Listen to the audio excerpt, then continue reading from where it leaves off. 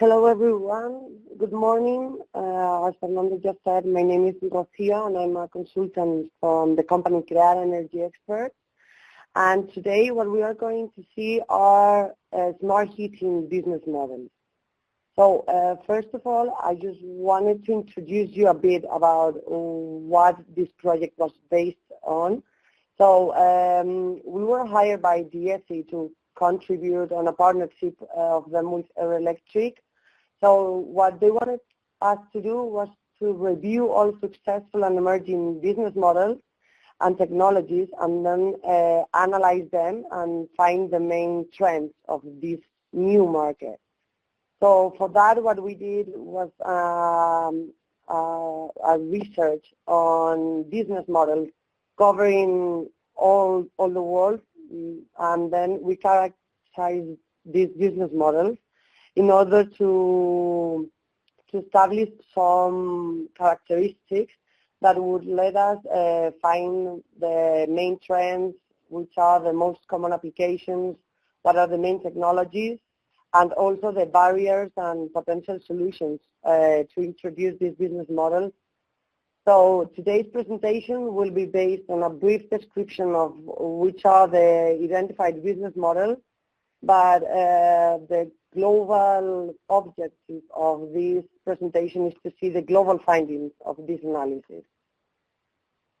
So first of all, I need to explain what we understand for smart heating, because it can be really confusing actually. So what we did was to define three characteristics that defined what a smart heating business model had to be like. So the first one was that they had to be electricity based. So it doesn't matter if they had a renewable energy system or if they had just an electrified component that only allowed them to communicate with the utility. Those two characteristics were clear for us to say that that business model was electricity based. The second one was that it had to be based clearly on heating and cooling solutions. And the third one was the smartness. This is the more complex one, as well, the smart includes a lot of characteristics, but what we did was to clearly define, and that's what I want to explain to you so you can understand what we did, is that we consider smart as an intelligent system, okay? I know it's quite the same, but you can see the four characteristics that we have said. One is an hybrid system that included electric heating and renewable energies. The other one was heating systems that included monitoring of the consumption. The third one was not only monitoring, but also the ability to make changes via phone app, maybe some internet app, or platform, or a touch screen in your house. And the fourth one was a mix of all the previous ones. Like this was like the most smartest of all.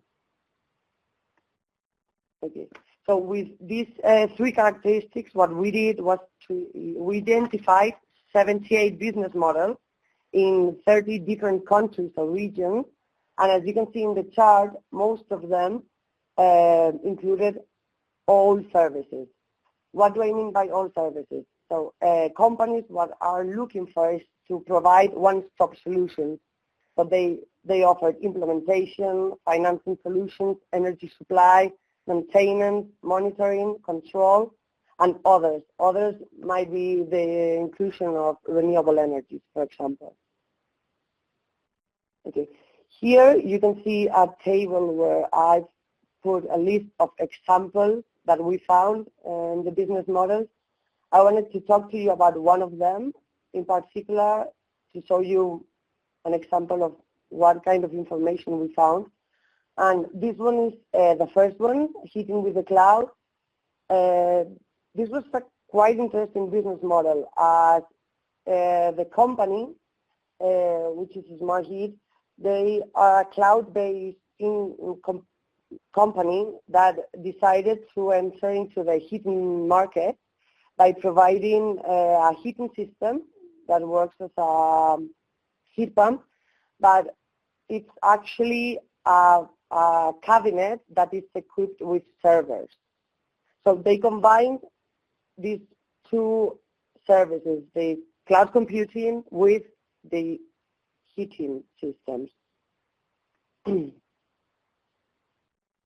Okay, so in all our analysis, what we could find are these 5 global trends on this smart heating market or smart heating business models market.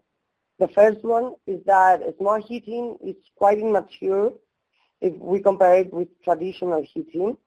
So it presents a wide variety of barriers, not only regulatory, but also market, technological, and economical.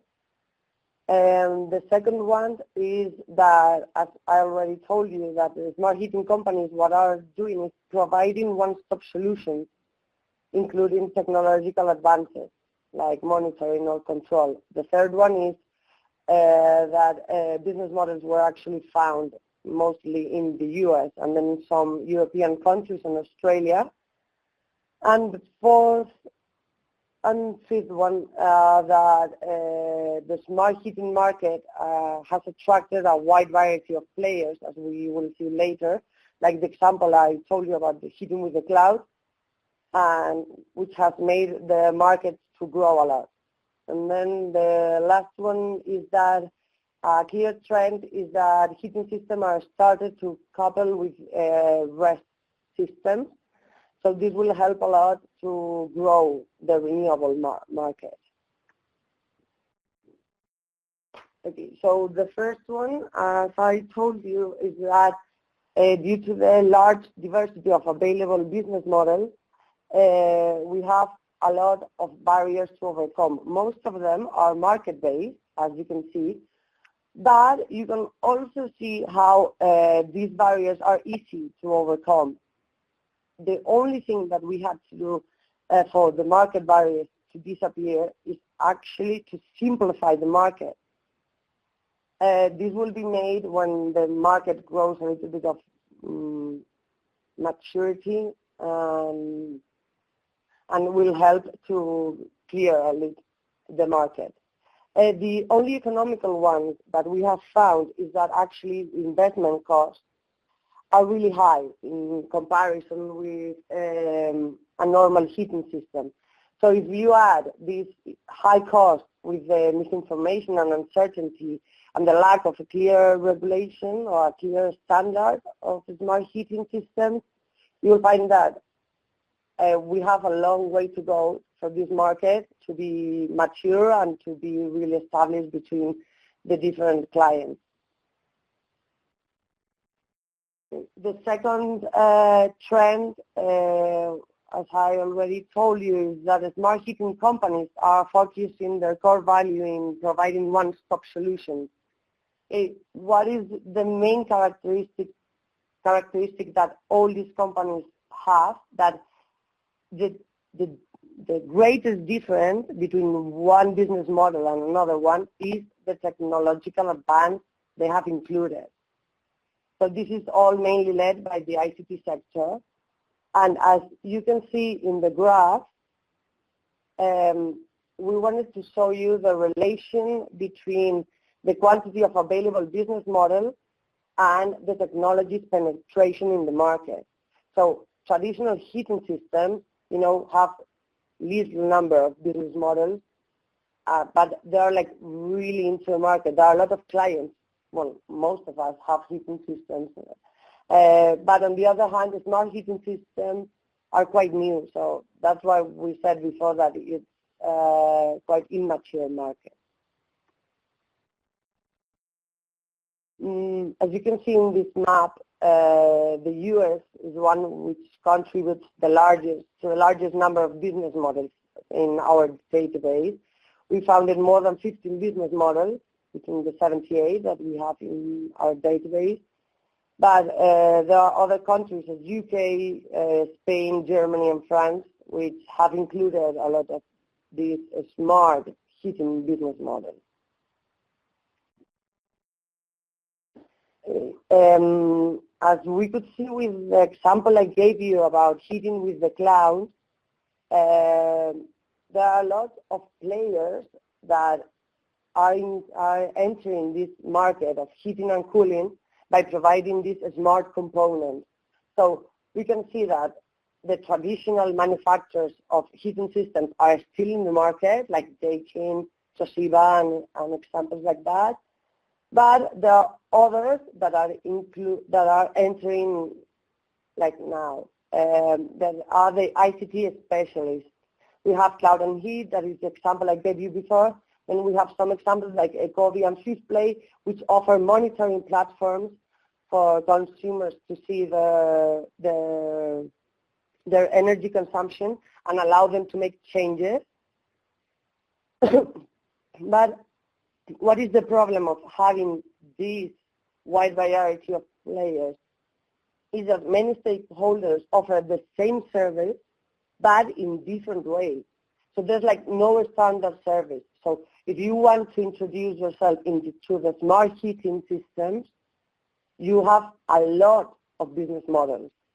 So it's really difficult to decide which one is better and which one is not, because it's quite new. So we have like no proof of which one is the best one. And then the last global trend that we found was that business models are integrating renewable energy systems, fundamentally by combining them with the traditional heating system with a solar module. So in this slide, what we tried to represent was the difference between the different countries in terms of RES systems integration. As you can see, Australia, we found only 7 business models, but of those 7, there are 5 which are based on the integration of renewable energy.